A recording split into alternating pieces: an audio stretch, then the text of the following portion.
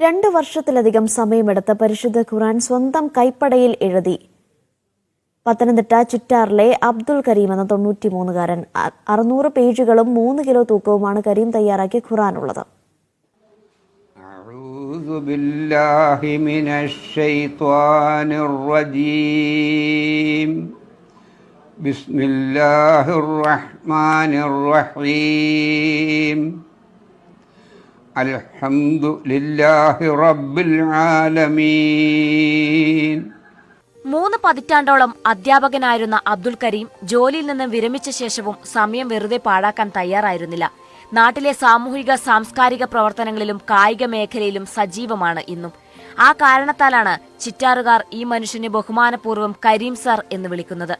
ഒട്ടേറെ മേഖലകളിൽ കഴിവ് തെളിയിച്ച കരീം സർ ഇപ്പോൾ പരിശുദ്ധ ഖുർആനും സ്വന്തം കൈപ്പടയിൽ എഴുതി തയ്യാറാക്കിയിരിക്കുകയാണ്.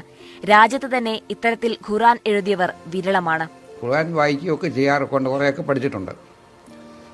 ഇതൊന്നും തയ്യാറാക്കാൻ കഴിഞ്ഞില്ലല്ലോ എന്നൊരു ചിന്ത വന്നപ്പോൾ പിന്നെ തിരിഞ്ഞു നോക്കിയില്ല, പിന്നെ മുമ്പോട്ടങ്ങ് പോകുമായിരുന്നു. പിന്നെ ഇതിനാവശ്യമുള്ള മുഴുവൻ ക്രമീകരണങ്ങളും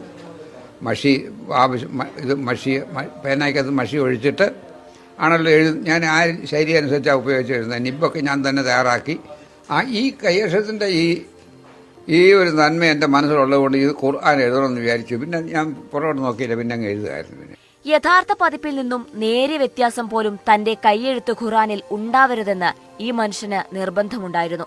എഴുതി പൂർത്തിയാക്കിയ ശേഷം അറബിക് സർവകലാശാല അധ്യാപകരെ കൊണ്ടും മതപണ്ഡിതരെ കൊണ്ടും ഗ്രന്ഥം പൂർണ്ണമായും പരിശോധിപ്പിച്ചു. വായിച്ചവർക്കൊന്നും ഒരു തെറ്റുപോലും കണ്ടെത്താനുമായില്ല.